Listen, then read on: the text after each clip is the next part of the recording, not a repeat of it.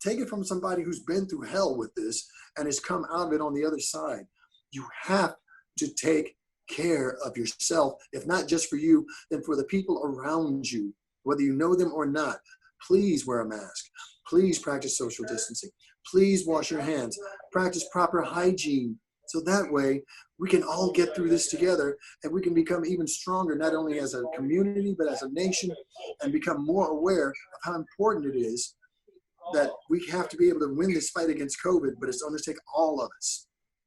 And unfortunately, we've already had way too many deaths in this country because of this disease, and because I feel like the people in charge on top there haven't been taking it seriously. We got people in charge who are more interested in trying to go ahead and get us back to work and get the country back together and to be able to make the economic power that is America what it is.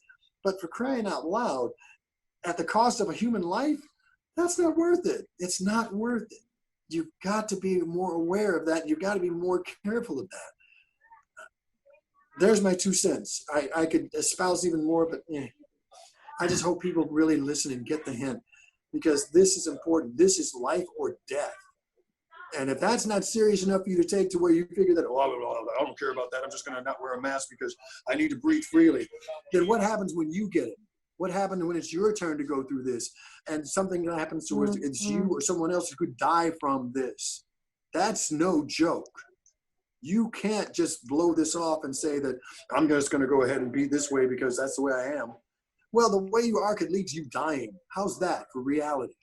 I've been shaking my head like mad for the last 2 months since I've been out of the CCE, because I mean, you know, I understand. I do. I really am empathic and empathetic to people who are like, okay, enough's enough. I've just got to be able to get out and breathe.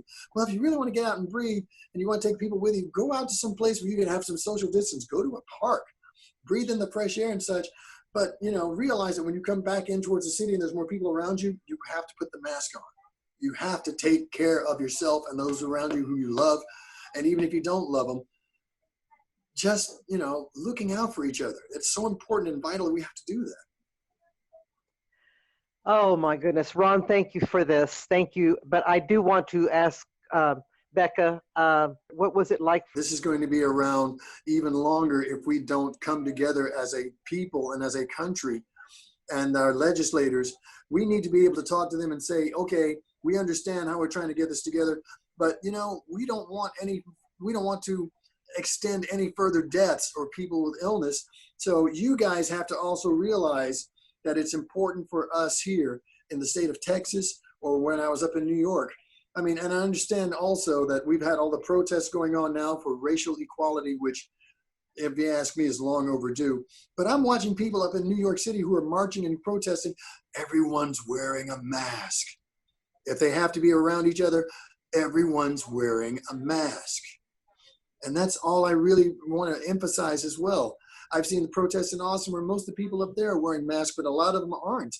And it's like, everybody needs to wear a mask. It's not a matter of how uncomfortable it might be. It's a matter of, do you want to survive this?